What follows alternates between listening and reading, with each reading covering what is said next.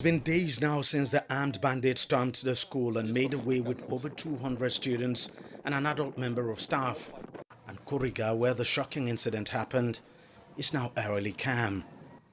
The school is shut for now. No one knows when it will reopen. Not when over 200 of the students and pupils are still being held captive by the bandits. Villagers who witnessed the incident say the attack was brazen and they could do nothing to stop it. The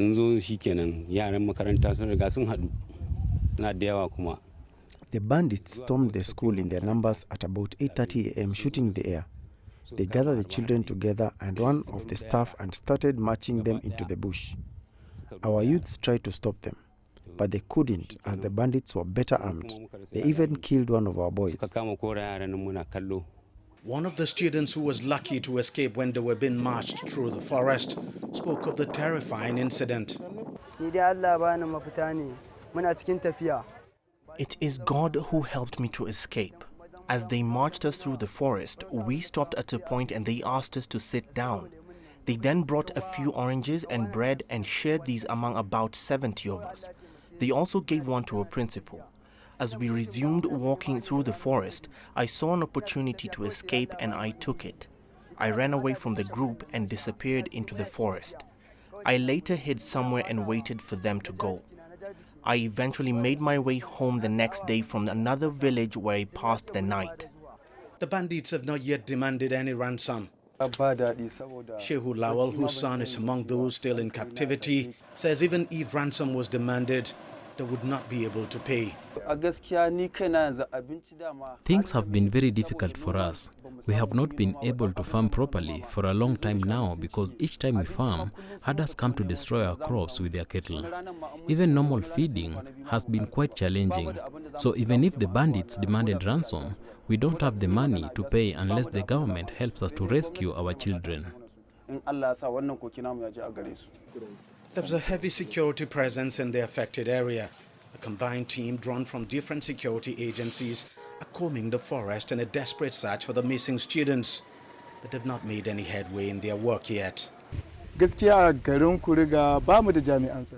We have never had any security presence in Kuriga. It's been like that for ages.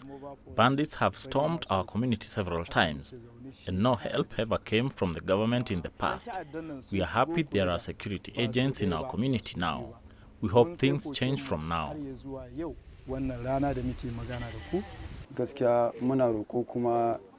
We are just appealing to the government to help us get our children back.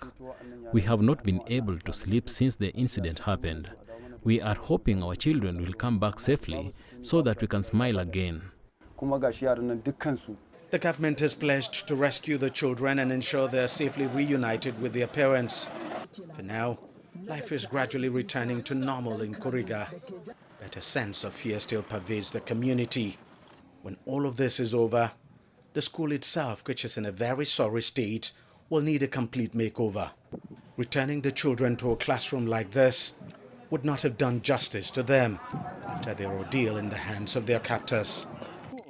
DG Bademasi, CGTN, Kuriga, Kaduna, Northwest Nigeria.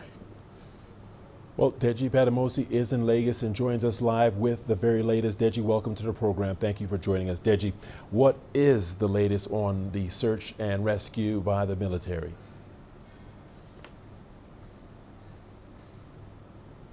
Well, Richard, that search and rescue is still on. The military is combing the entire the forest around that area. And by the way, Kuriga is very close to a bandit-infested area in that state known as Bereningwari. So the military is combing the entire area. You have helicopters have been sent in, but there's just no word yet from the military. Neither has anything been forthcoming now from the government.